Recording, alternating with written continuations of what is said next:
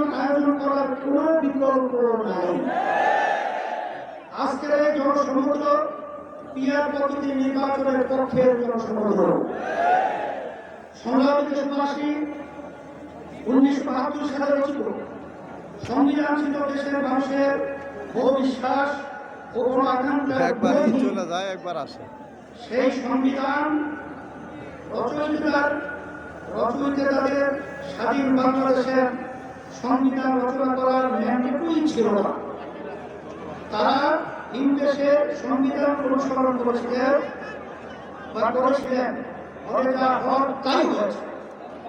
কোনো ক্ষেত্রে কাঙ্ক্ষিত সমৃদ্ধ ও উন্নতি হয় নাই, রাজনৈতিক সংস্কৃতি পুষ্ট হয়েছে। সবচেয়ে ভয়াবহ ব্যাপার হল সংবিধান মেনেই স্বৈরাচার তৈরি হয়েছে। এজন্যই আমরা সংস্কারের প্রশ্নে কত অবিচল ও আপোষহীন অবস্থান নিয়েছি।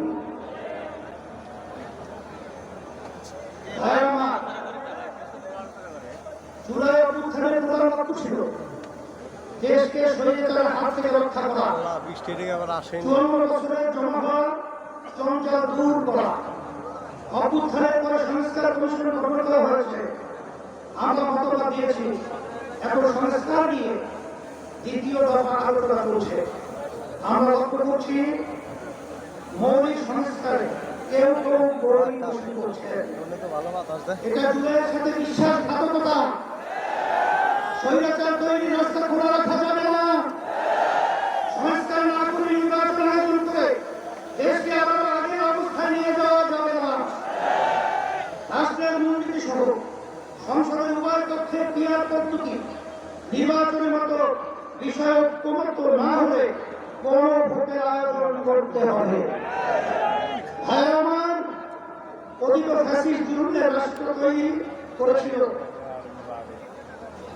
হাজার হাজার মানুষকে খুন করেছে, বিলিয়ন বিলিয়ন টাকা দেশ থেকে চুরি করে নিয়ে গেছে, লাখো মানুষকে কারাবন্দী করেছে, চাঁদাবাজি করে মানুষের জীবন প্রতিষ্ঠ করেছে। আর 24শে জুলাই তো প্রকাশ্যে গণহত্যা করেছে। ফলে তাদের কোনো ক্ষমা নাই। যারা সরাসরি ফৌজদারি অপরাধের সাথে জড়িত ছিল তাদের বিচার করতে হবে। যারা অপরাধের সহায়তা করেছে তাদেরও বিচার করতে হবে। বিচারের ক্ষেত্রে কিছুটা অগ্রগতি হলেও অতীত সরকারের অধিকাংশ মন্ত্রী, এমপি এবং নেতারা এখনো জেলের বাইরে। অনেকেই দেশের বাইরে থেকে উস্কানি নিয়ে যাচ্ছে। আজকের এই মহাসমাবেশ থেকে ঘোষণা করছি, অবিলম্বে ফ্যাসিবাদের সাথে জড়িত সকলকে শাস্তির আওতায় আনতে হবে। আরেকটা কথা বলি, সুপ্রিম কোর্টে বিচারপতি নিয়োগ দিয়ে অতীতের মতোই বাতাসে নানা রকম কথা ভাসছে। আমরা আমাদের চোখ কান খোলা রেখেছি। যোগ্যদের বাদ দিয়ে যদি তথাকথিত সভাপতি রাজনীতিবিদদের নিয়োগ দেওয়া হয়, তার কারোর জন্যই সুকুমার হবে না। প্রিয় দেশবাসী, দেশের সকল মানুষের ভোটের দাম সমান। কারো ভোট যাতে অবমূল্যায়ন না হয় সেই ব্যবস্থা করতে হবে। তাই আগামী নির্বাচন সংসদের উভয় পক্ষে অবশ্যই পিয়ার পদ্ধতিতে নির্বাচন দিতে হবে।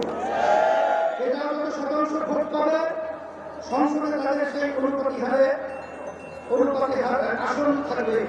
এই পদ্ধতিতে রাষ্ট্র পরিচালনায় সকলের মধ্যে প্রতিফলন করবে। কোনো দল যাদের হওয়ার সুযোগ পাবে না, এটা চিহ্নের দাবি, এটা এখন জনগণের দাবি, দেশের অধিকাংশ রাজনৈতিক দলের দাবি, সকল ধর্মের মানুষের দাবি। আজকের এই মঞ্চ এটা আবারও প্রমাণ করেছে। ভাইয়েরা আমার, আমরা বারবার বক্তব্য দিয়েছি কিন্তু সফলতা পাই নাই।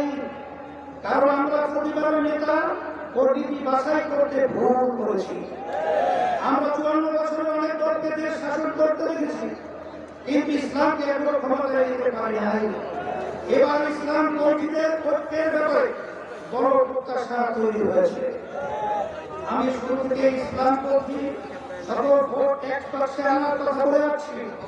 আগামী নির্বাচনে শুধু ইসলাম ধর্মই নয়, ইসলামী ধর্ম শুধু নয়, বরং দেশ প্রেমিক আর অনেক রাজনৈতিক দল এক পাশে নীতিতে আসতে পারে ইনশাআল্লাহ। যদি আমরা একত্রে নির্বাচন করতে পারি, যদি কাজটা ঐক্য করে তুলতে পারি, তাহলে বাংলাদেশে ইসলামপন্থীরাই হবে প্রধান রাজনৈতিক শক্তি।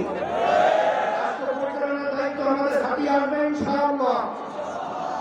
প্রিয় দেশবাসী, অন্তর্বর্তীকালীন সরকার জুলাই অভ্যুত্থানের ফসল এত জনসমর্থন নিয়ে আর কোন সরকার দায়িত্ব গ্রহণ করে নাই। আমরা নিঃস্বার্থভাবে এই সরকারের পাশে দাঁড়িয়েছি।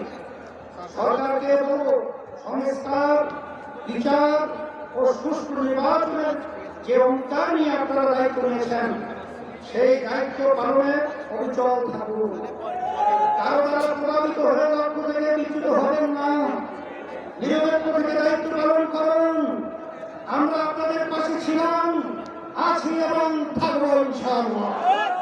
প্রিয় ভাইরা আমার, আইন শৃঙ্খলা পরিস্থিতি, রাজনৈতিক চরিত্র চাঁদাবাজির ক্ষেত্রে অবস্থায় এখনো কোনো পরিবর্তন হয় নাই। একটি দলের বিরুদ্ধে অভিযোগ উঠছে, তার নাম ধরে সমালোচনা করতে চাই না।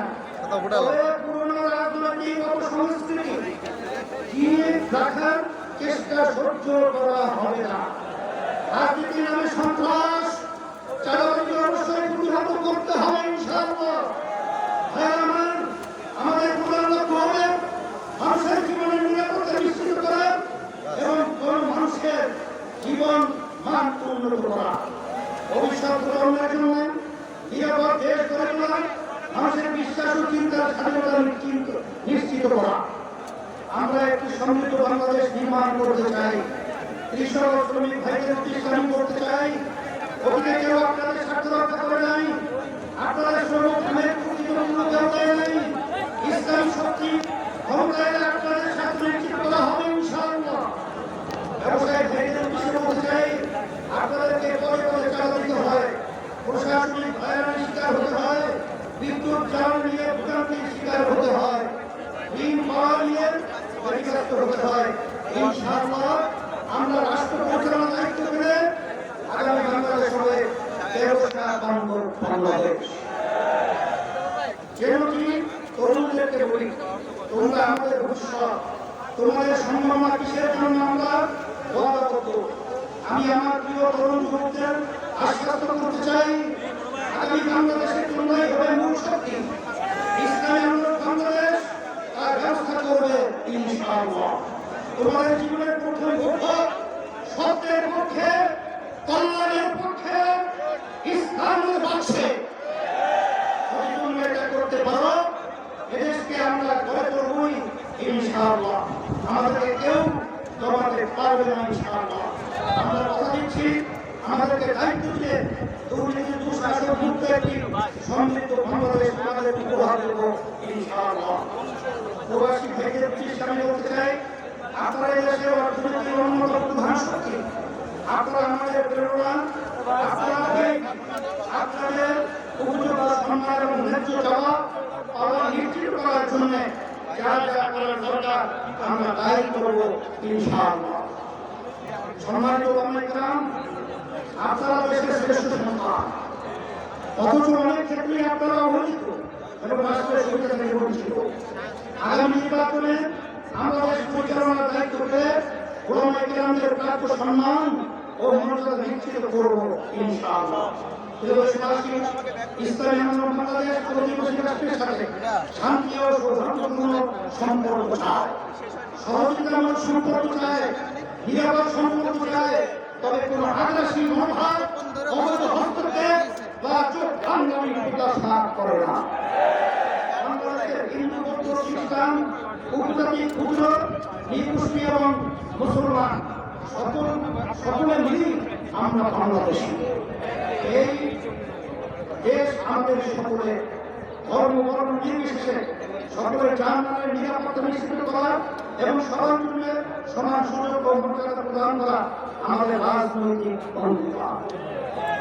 আমার মা বোনদের উদ্দেশ্যে বলতে চাই, নারী আমাদের জনশক্তির অর্থে দেশ গঠনে নারীদের ভূমিকা খুবই গুরুত্বপূর্ণ।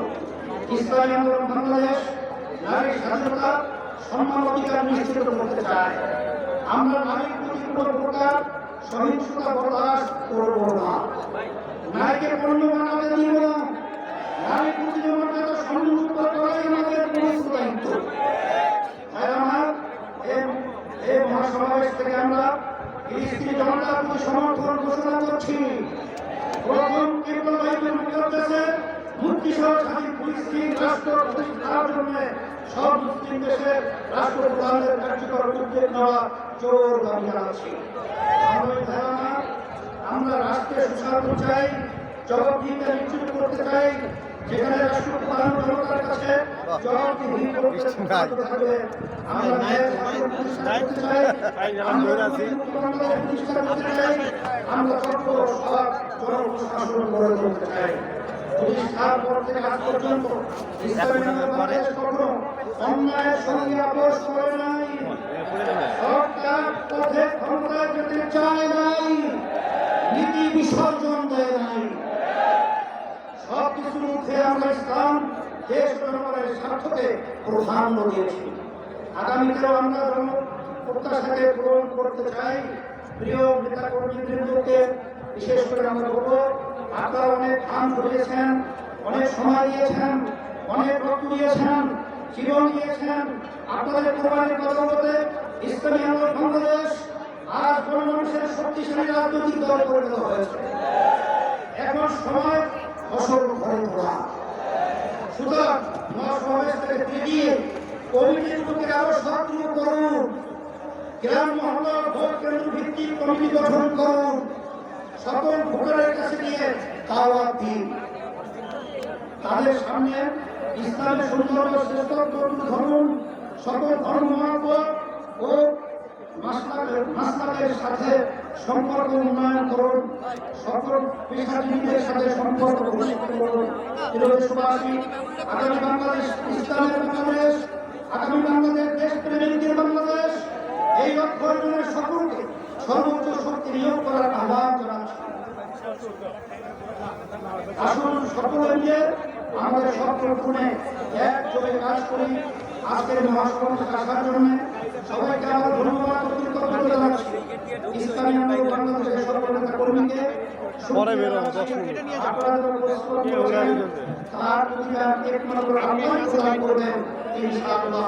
সারা দেশ থেকে যারা আসছেন, সহযোগিতা করেছেন, প্রচার করেছেন এবং মুক্তি পরামর্শ দিয়েছেন, তাদের সবার জন্য অন্তর থেকে বলছি জাযাকুমুল্লাহ খায়রা। আল্লাহ আপনাদের প্রতিদান দিবেন। প্রশাসনের ভাইদের শুকরিয়া জানাই, সামাজিক কর্মীদের শুকরিয়া জানাই, আর যারা যেভাবে সহায়তা করেছেন তাদের সবার জন্য আল্লাহর কাছে দোয়া করি। আল্লাহ হাফেজ। ইসলামী